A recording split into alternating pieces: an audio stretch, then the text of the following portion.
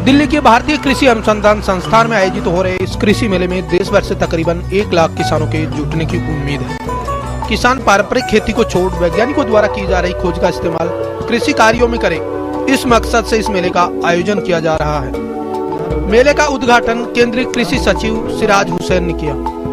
अभी 2-3 साल पहले उन्होंने गेहूं की जो नई वैरायटी 2967 रिलीज करी है, वो भी आप देखें कि करीब 80 लाख हेक्टेयर में वो है, और उसकी वजह से भी गेहूं की जो प्रोडक्टिविटी है उसमें बहुत इजाफा हुआ है।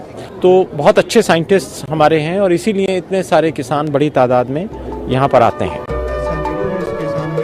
भारतीय कृषि अनुसंधान परिषद के उप महानिदेशक ने बताया कि वैज्ञानिकों के सामने देश की खाद्य सुरक्षा एक बड़ी चुनौती है।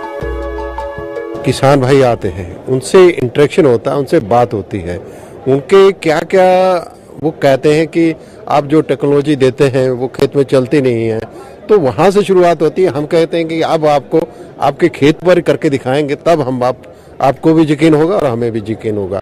मतलब यहाँ से शुरुआत होती है, ये बहुत इम्पोर्टेंट है। हर साल आयोजित होने वाले इस मेले में इस बार की थीम समग्र विकास के लिए पूसा संस्थान की तकनीकियाँ रखा गया है।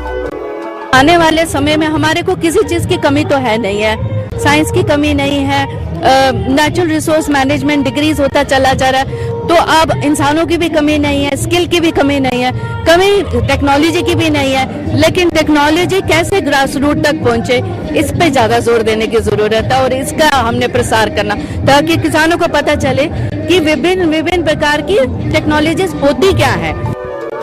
देश भर से मेले में आए किसानों ने कृषि के तकनीकी ज्ञान व अपने उत्पाद बेचने के लिए आशय से काफी महत्वपूर्ण बताया।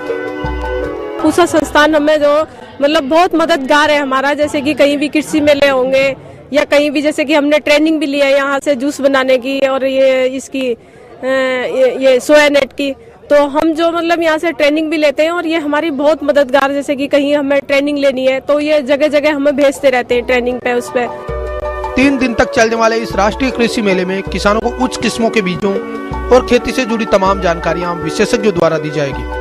देश के कुल सकल घरेलू उत्पाद का 22% हिस्सा कृषि पर आधारित है और आज भी देश की 60 से 70% आबादी की आजीविका खेती पर निर्भर है।